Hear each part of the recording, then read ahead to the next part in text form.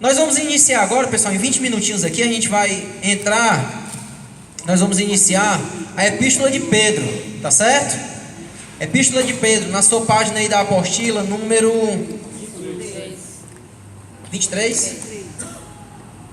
Está atrasado, viu? Epístola de Pedro. Quem é o autor? Pedro, apóstolo do Senhor Jesus Cristo, como diz o versículo 1, ó. Pedro, apóstolo do Senhor Jesus. O nome disso daqui é evidência interna. O próprio texto, ele me confirma quem é o autor desse escrito, dessa epístola. Pedro, há algumas informações sobre Pedro, ó. Foi procurado primeiro por André, em João capítulo 1, versículo 41, chamado por Jesus em Lucas 5:1 e feito apóstolo em Marcos 3:14. Pedro é aquele cara que vai lá, os dois discípulos de João Batista, provavelmente João, o apóstolo, e André, e diz assim, ó, o João Batista diz assim, ó, eis o cordeiro, tá ali, é porque eu vos falava, ó, aquele dali é o cordeiro do mundo, é o cordeiro de Deus que tira o pecado do mundo. Lembra daquele que eu falei? Lá vai ele. E vai lá André e João, passam um dia com o Senhor, e quando eles retornam, ele diz, Pedro, a gente encontrou o Messias. Nós encontramos aqueles que nós procurávamos. Ele foi chamado para ser apóstolo em Marcos capítulo 3, versículo 14. Na lista dos 12 apóstolos, Pedro é sempre mencionado primeiro. Ele é aquele que tem sempre a primeira atitude, sempre é o primeiro que responde quando Jesus indaga. Quem diz o povo aí que eu sou? Primeiro, Pedro é o que se levanta e diz, rapaz, o povo tem dito isso, Senhor, mas tu és o Cristo.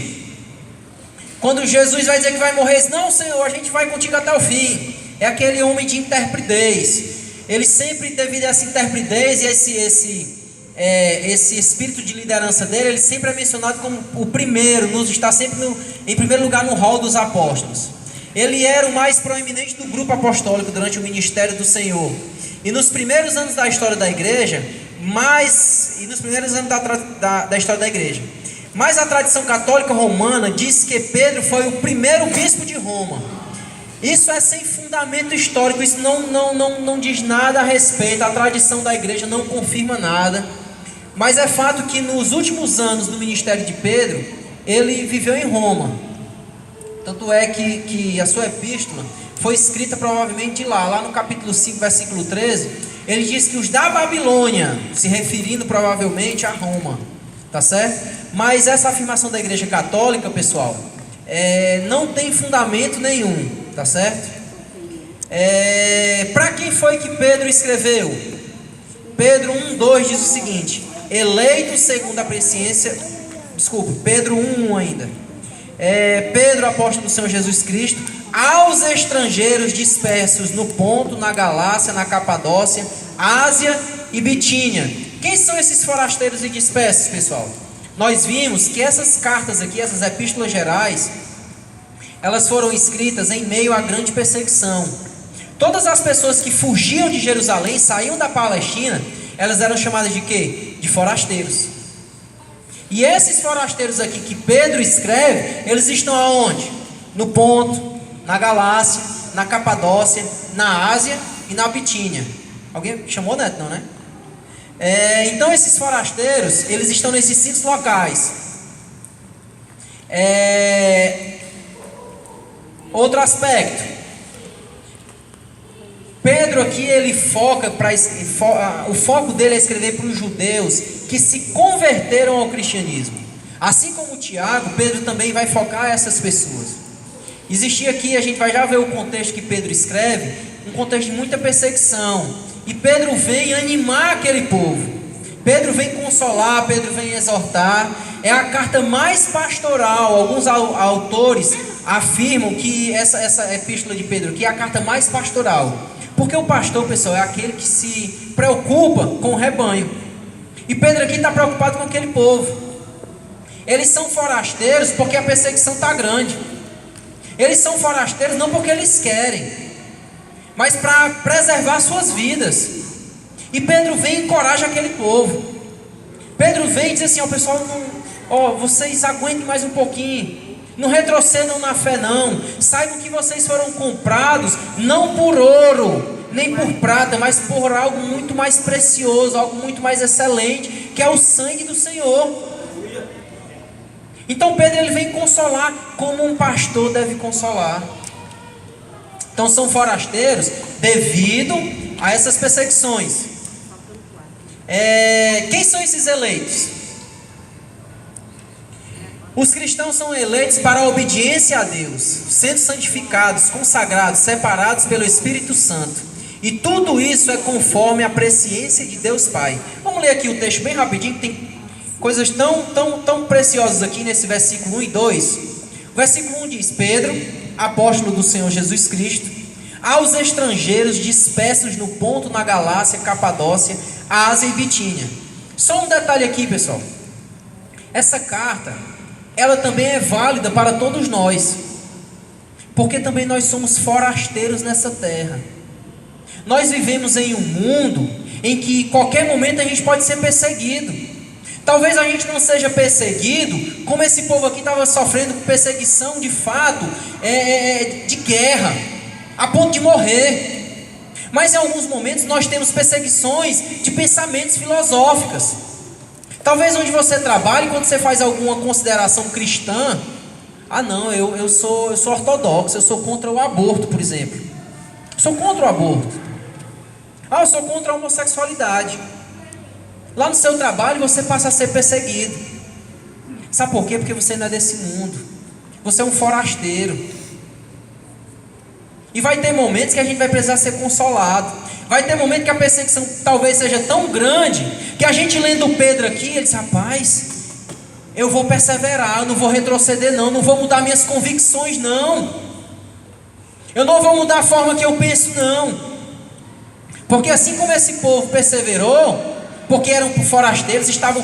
Olha, você já se imaginou deixar tudo que você tem aqui e ir para outra nação, começar tudo do zero? Uma das coisas que você vai ter que suportar lá nessa outra nação é a rejeição do povo que já mora lá. É a rejeição. Normalmente o povo se blinda. Opa, rapaz, já está tão difícil aqui para a gente, ainda vem querer tomar nosso emprego? Não, vem não. Se blinda. Esse povo aqui era forasteiro em um local que não era a terra deles. Eles sofriam essa rejeição. Nós, enquanto forasteiros, a gente pode padecer, pode passar por essas rejeições. Então essa mensagem aqui é para nós, que o que? Fomos eleitos, segundo a presciência de Deus Pai. Ontem na consagração, eu falei sobre eleição. Você sabe quando Deus nos elegeu, como diz em Efésios capítulo 1? Quando foi que Ele nos elegeu? Antes da fundação do mundo. Nós fomos eleitos antes da fundação do mundo. Para que tudo isso existisse, Deus criou em primeiro lugar, não foi a luz, foi o tempo e o espaço. Para que exista um mundo tem que existir tempo e espaço. Mas antes que fosse criado o tempo e o espaço, na eternidade passada, o Senhor olhou e amou a irmã Eliane. Elegeu a irmã Eliane.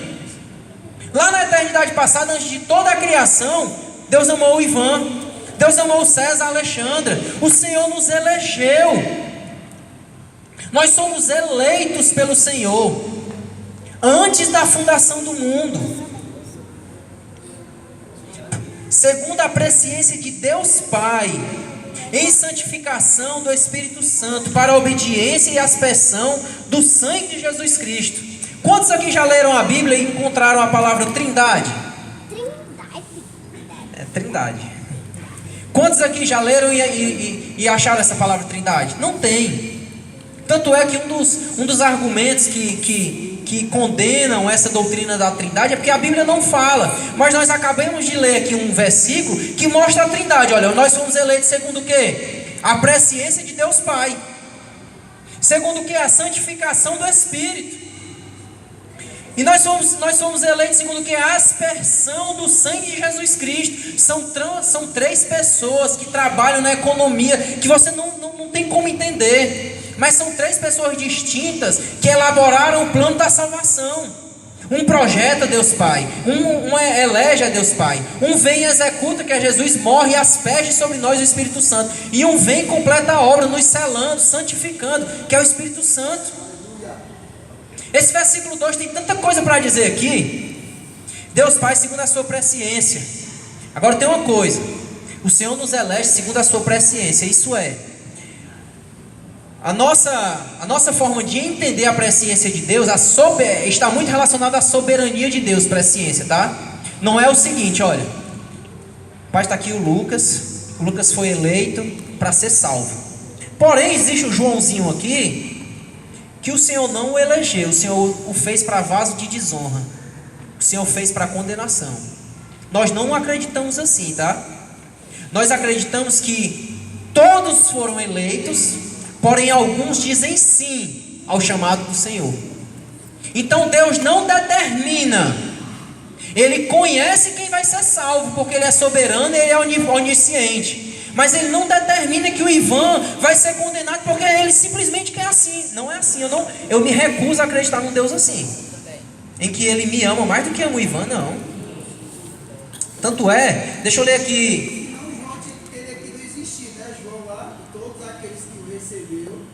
Eu vou ler aqui João 3,17, que diz assim, ó. João 3,17 diz assim: porque Deus enviou o seu Filho ao mundo não para condenar o mundo, mas para que o mundo fosse salvo por ele. Quem crê, quer dizer, tem uns que vão crer, outros não, ó. Quem crê será salvo, e quem não crê, este é condenado. Já está condenado, porquanto não creu no nome do unigênito de Deus. Então nós, aqui no versículo 2, nós vemos que o Senhor nos elegeu, o Senhor nos amou antes da fundação do mundo, segundo a sua onisciência, isso é, a sua soberania. Mas Ele não determinou quem será salvo e quem será condenado. Ele conhece quem vai ser, mas Ele não determina. Soberania não é determinismo, tá, pessoal? Aldevi, deixa eu te ouvir já, só para terminar esse versículo 2. Outra coisa que a gente tem que mencionar aqui no versículo 2: eleição, presciência de Deus, a trindade em ação. Agora tem uma coisa: essa eleição, pessoal, ela resulta numa responsabilidade. Eu não posso hoje entender que eu fui eleito e viver de forma libertina. Rapaz, eu sei que Deus me elegeu, eu sinto o amor de Deus sobre a minha vida, então eu vou pecar até o último momento da minha vida porque eu fui eleito. Não posso pensar assim não. Porque aqui o versículo 2 diz que nós fomos eleitos segundo a presciência de Deus em santificação. Nós fomos eleitos para viver uma vida santa, separada e consagrada a Deus. Santo significa separado, designado a um propósito. Sou separado do mundo para viver os propósitos de Deus. Então Pedro aqui está dizendo, falando que está escrevendo para os forasteiros, aqueles que foram eleitos pela Trindade para serem santos. A eleição, pessoal, ela resulta numa responsabilidade, que é a santificação. O versículo 3, já lemos a presciência. Deixa eu só voltar aqui um pouquinho, porque isso é questão de prova, tá bom? Ó,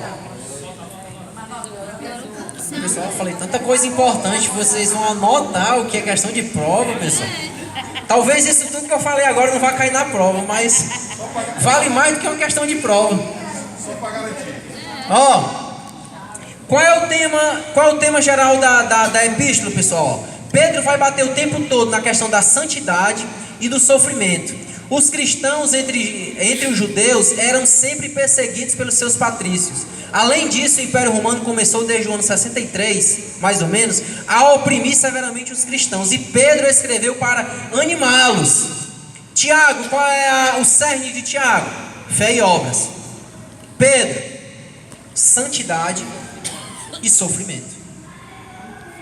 Pedro já vai dizer assim, ó, pessoal, meus irmãos, sede santos, porque o vosso Pai é santo.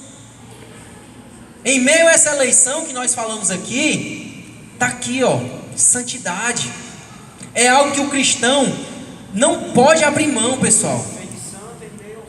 Em meio ao sofrimento. Em meio ao sofrimento, Ivan, tem hora que dá vontade de retroceder. a perseguição. Diz, pai, pelo amor de Deus, eu estou aqui procurando a santidade, dizendo não ao pecado, e vem a perseguição. Aí eu me torno tentado. Mas Pedro vem e encoraja: ó, em meio ao sofrimento, sede santos, porque o vosso Pai Celestial é santo. Nós vamos ver já isso ainda no capítulo 1. O assunto principal desse trecho encontra-se nos versículos 5 ao 9. A salvação está prestes a se revelar, a fim da vossa fé. O ato da salvação que nós falamos agora. Vamos aqui para o versículo 3, pessoal, que aqui eu falei e não acompanhei pelo slide. Mas vamos aqui o versículo 3. Versículo 3 do 1 Pedro, e eu vou encerrar aqui. Diz assim: